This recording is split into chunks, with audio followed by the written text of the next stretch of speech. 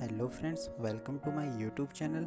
दोस्तों, मैं आज आपको एक पेड़ की कहानी सुनाने वाला हूँ कि कैसे पेड़ हमारी हेल्प करते हैं और उसके बदले हमसे कुछ मांगते भी नहीं। एक बार एक पेड़ होता है।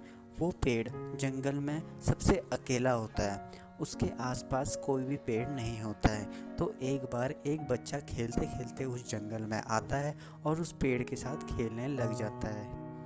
कभी वो उस पेड़ की डालियों पे चढ़ता, कभी उस पेड़ को खींचता, कभी उस पेड़ के आम को खाता। तो ये सब करते करते उस पेड़ की उसको आदत हो जाती है और वो रोज आके उस पेड़ के आसपास खेलता, रोज उसके फल को खाता और रोज उससे बातें करता ढेर सारी। वो आके रोज उस पेड़ में से फल को तोड़ता, खाता और उसके खा के जब वो थक जाता तो वो उस पेड़ के नीचे ही सो जाता।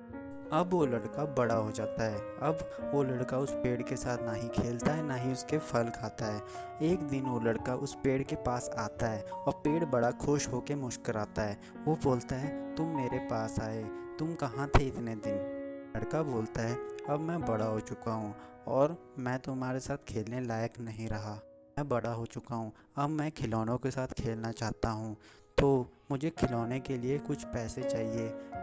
तो पेड़ बोलता है कि मैं तुम्हें पैसे तो नहीं दे सकता, लेकिन तुम मेरे फल को तोड़कर इनको बेचकर पैसे कमा सकते हो।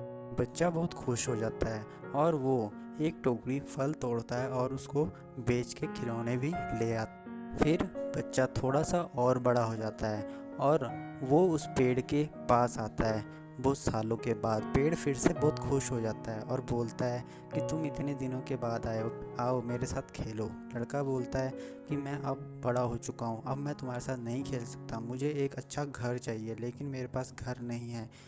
तो पेड़ बोलता है कि तुम मेरे तनों को तोड़ के, मेरे पेड़ की टहनियों को तोड़कर घर बना सकते हो। लड़का खुश हो जाता है और पेड़ की लकड़ियाँ तोड़ता है और अपने लिए घर भी बना लेता है। फिर काफ़ी दिनों बाद वो आदमी बन जाता है और वो आता है और पेड़ फिर से खुश हो जाता है और बोलता है कि तुम मेरे पास आए, आ जाओ खेलो मेरे साथ। तो वो बोलता है, नहीं, मैं बड़ा हो चुका हूँ, अब मुझे अपने माँ बाप को अपने पास रखना है। तो वो बहुत दूर रहते हैं घर से और बीच में नदी पड़ती है, मेरे नाव बनानी है, लेकिन नाव नहीं है मेरे पास। तो पेड़ बोलता है कि तुम मेरे पूरे टहनी काट लो, पूरे पेड़ को मेरे को काट लो और नाव बना लो। फिर वो नाव भी बना लेता है और वो अपने माँ बाप को लेके अपने घर में रहने लग जाता है। अब वो लड़का बूढ़ा हो चुका था।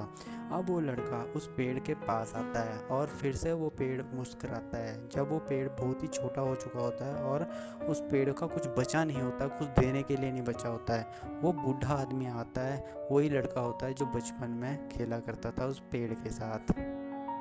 अब वो पेड़ फिर से मुस्कुराता है और खुश होके बोलता है कि तुम फिर से आ गए हो, मेरे साथ खेलो, आओ मेरे साथ खेलो। तो वो बोलता है, नहीं, मैं बूढ़ा हो चुका हूँ और मैं थक भी चुका हूँ, अब मैं खेल नहीं सकता, मैं आराम करना चाहता हूँ। तब पेड़ बोलता है, आओ मेरे ऊपर बैठ जाओ, कोई नहीं, मैं अब तुमको कुछ दे भी नहीं सकता, मेरे पास कुछ नहीं है, तुम मेरे ऊपर बैठ के आराम कर सकते हो, मेरे पास सिर्फ जड़ें ही बची हैं, इन जड़ों पे बैठ के आराम कर सकते हो।